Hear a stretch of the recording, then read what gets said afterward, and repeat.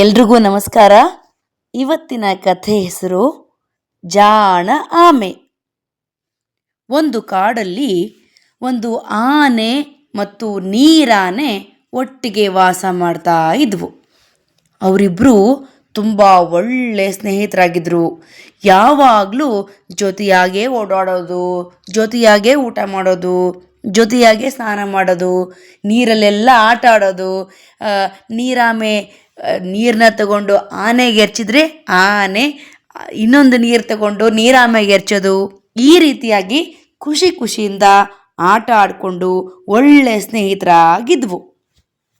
ಒಂದಿನ ನೀರಿನ ದಡದಲ್ಲಿ ಆಟ ಆಡ್ತಾ ಇರಬೇಕಾದ್ರೆ ಇವರಿಬ್ಬರನ್ನ ನೋಡಿದಂಥ ಒಂದು ಆಮೆ, ಅಯ್ಯೋ ಎಷ್ಟು ಚೆನ್ನಾಗಿ ಸ್ನೇಹಿತರಾಗಿದ್ದಾರಲ್ಲ ಇವರು, ನಾನು ಇವ್ರ ಜೊತೆ ಆಟ ಆಡೋಕ್ಕೆ ಸೇರ್ಕೋಬೇಕು, ನಾನು ಇವ್ರ ಜೊತೆಗೆ ಸ್ನೇಹ ಮಾಡಬೇಕು, ತುಂಬ ಚೆನ್ನಾಗಿರುತ್ತೆ, ಖುಷಿ ಖುಷಿಯಾಗಿರ್ಬೋದು ಅಂತ ಯೋಚನೆ ಮಾಡ್ತು.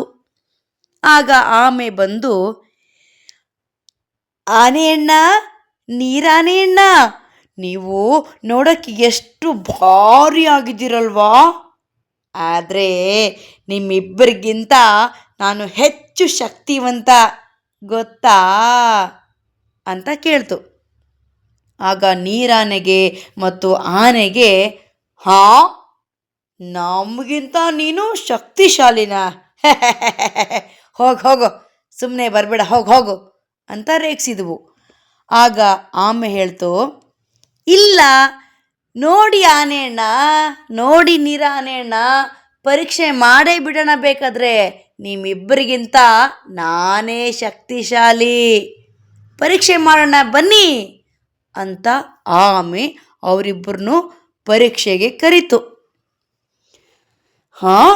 ಚೋಟುದ್ದ ಇರೋ ನೀನು ನಮ್ಮಿಬ್ರಿಗೂ ಪರೀಕ್ಷೆ ಕಟ್ತೀಯಾ, ಸರಿ ಬಾ ಆಗಲಿ ಅಂತ ಆನೆ ಮತ್ತು ನೀರಾನೆ ಪರೀಕ್ಷೆಗೆ ತಯಾರಾದವು.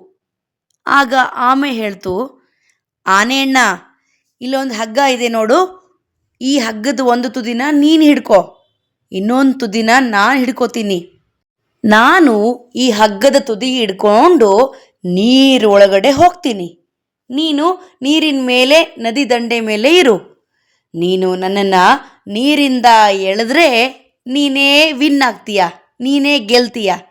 ಎಳೆದೇ ಇದ್ದರೆ ನಾನೇ ಶಕ್ತಿಶಾಲಿ, ನಾನೇ ಗೆಲ್ತೀನಿ ಅಂತ ಹೇಳ್ತು. ಸರಿ ಅಂತ ಆನೆ ಒಪ್ಕೊಂಡು ಆ ಹಗ್ಗದ ತುದಿನ ಹಿಡ್ಕೊಂಡು ನಿಂತ್ಕೊಳ್ತು. ಆಮೆ ನೀರೊಳಗಡೆ ಹೋಯ್ತು. ನೀರೊಳಗಡೆ ಹೋದಂಥ ಆಮೆ ಒಳಗಡೆ ಹೋಗಿ ಅಲ್ಲಿದ್ದಂಥ ದಪ್ಪ ಕಲ್ಲು ಬಂಡೆಯೊಂದಕ್ಕೆ ಆ ಹಗ್ಗನ ಸುತ್ತಿ ಸುತ್ತಿ ಸುತ್ತಿ ಅದ್ರ ಹಿಂದೆ ಹೋಗಿ ಕೂತ್ಕೊಳ್ತು. ಎಳಿ ಆನೆ ಅಣ್ಣ ಅಂತ ಕೂಗ್ತು. ಆಗ ಆನೆ ಎಳೀತು, ಹಗ್ಗನ ಎಳೆದೇ ಎಳೀತು. ಆದರೆ ಹಗ್ಗ ಮುರಿತೆ ಹೊರತು ಆಮೆ ನೀರಿಂದ ಹೊರಗಡೆ ಬರಲೇ ಇಲ್ಲ. ಸ್ವಲ್ಪ ಹೊತ್ತಾದಮೇಲೆ ಆಮೆ ನಗ್ತಾ ನಗ್ತಾ ಹೊರಗೆ ಬಂತು. ಆಗ ಆನೆಗನಿಸ್ತು, ಓಹೋ, ಇರ್ಬೋದಪ್ಪ, ಈ ಆಮೆ ನನಗಿಂತ ಬಲಶಾಲಿ ಇರ್ಬೋದು ಅಂತ ಅಂದ್ಕೊಂಡು ಸುಮ್ಮನೆ ಆಯಿತು. ಆಗ ನೀರಾನೆ ಈ ಆಮೆ ಕಡೆಗೆ ತಿರಸ್ಕಾರದಿಂದ ನೋಡಿ, ಏಯ್ ಆಮೆ, ಕೊಡು ಈಗ ನನ್ನ ಸರ್ದಿ, ನೋಡಾಮೆ, ಈ ಸಾರಿ ನೀನು ನೆಲದ ಮೇಲಿರು, ನಾನು ನೀರಿಗಿಳಿತೀನಿ ಅಂತ ನೀರಾನೆ ಒಪ್ಕೊಳ್ತು. ಸರಿ ಅಂತ ಆಮೆ ಒಂದು ಹಗ್ಗದ ತುದಿನ ತಾನು ಹಿಡ್ಕೊಂಡು ಇನ್ನೊಂದು ಹಗ್ಗದ ತುದಿನ ನೀರಾಮೆಗೆ ಕೊಟ್ಟು ಸರಿ ಅಂತ ಹೇಳ್ತು. ನೀರಾನೆ ಆ ಹಗ್ಗದ ತುದಿನ ಹಿಡ್ಕೊಂಡು ಕೆಳಗಿಳಿತು. ಆಮೆ ಇನ್ನೊಂದು ತುದಿನ ತನ್ನ ಕಾಲಿಗೆ ಕಟ್ಟಿಕೊಂಡು ಉದ್ದವಾಗಿ ಬೆಳೆದಿದ್ದಂಥ ಹುಲ್ಲು ಬೆಳೆದಿರೋ ಕಾಡಿನೊಳಗಡೆ ಓಡ್ತು. ಅಲ್ಲಿ ಒಂದು ತೆಂಗಿನ ಮರ ಇತ್ತು. ಆ ತೆಂಗಿನ ಮರಕ್ಕೆ ಈ ಹಗ್ಗನ 3-4 ಸಾರಿ ಸುತ್ತಿ ಸುತ್ತಿ ಸುತ್ತಿ ಬಿಗಿಯಾಗಿ ಹಿಡ್ಕೊಳ್ತು. ಎಳಿ ನೀರಾನೆ ಅಂತ ಕೂಗ್ತು. ನೀರಾನೆ ತನ್ನ ಶಕ್ತಿಯನ್ನೆಲ್ಲ ಉಪಯೋಗ ಮಾಡಿಕೊಂಡು ಆಮೆನ ಎಳೆಯಕ್ಕೆ ಪ್ರಯತ್ನ ಪಡ್ತು. ಎಳೀತು ಎಳೀತು ಆದರೆ ಆಮೆ ಒಂಚೂರು ಅಳಗಾಡಲಿಲ್ಲ. ಎಳೆದು ಮೈ ಸೋತು ನೀರಾನೆ ಸಿಟ್ಟಿಂದ ತನ್ನ ಮೂಗಿಂದ ನೀರನ್ನ ಅಂತ ಉಗುಳ್ತಾ ನೆಲದ ಮೇಲೆ ಬಂತು.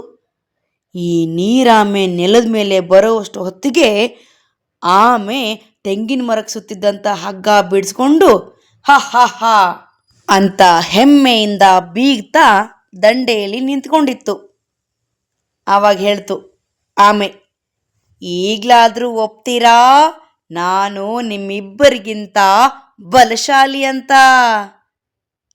ಆಗ ನೀರಾನೆ ಆಮೆ ಹೌದು ಅಂತ ತಲೆ ತಗ್ಸಿದ್ವು. ಹಾಗಾದರೆ ನನ್ನನ್ನು ನಿಮ್ಮ ಸ್ನೇಹಿತರನ್ನಾಗಿ ಮಾಡ್ಕೊಳ್ಳಿ ಅಂತ ಆಮೆ ಕೇಳ್ತು. ಆಗಲಿ ಅಂತ ಆನೆ ನೀರಾನೆ ಒಪ್ಕೊಂಡ್ವು. ಅಲ್ಲಿಂದ ಮುಂದೆ ಆನೆ ನೀರಾನೆ ಆಮೆ ಸ್ನೇಹದಿಂದ ಆ ಕಾಡಲ್ಲಿ ವಾಸ ಮಾಡ್ತಾ ಇದ್ವು. ಅವುಗಳ ಜೊತೆಗೆ ಸ್ನೇಹ ಮಾಡೋದಕ್ಕೋಸ್ಕರ ಆಮೆ ತನ್ನ ಬುದ್ಧಿವಂತಿಕೆಯನ್ನು ಉಪಯೋಗ ಮಾಡಿಕೊಂಡು ದೊಡ್ಡವ್ರ ಜೊತೆಗೆ ಸ್ನೇಹ ಬೆಳೆಸ್ತು. ಹೇಗಿತ್ತು ಸವಿಲೋಕದ ಕಥೆ? ಇಷ್ಟ ಆಯ್ತಾ? ಹಾಗಾದರೆ ಸಬ್ಸ್ಕ್ರೈಬ್ ಮಾಡಿ, ಬೆಲ್ ಐಕನ್ ಒತ್ತಿ, ನಿಮ್ಮ ಸ್ನೇಹಿತರೊಂದಿಗೂ ಹಂಚ್ಕೊಳ್ಳಿ.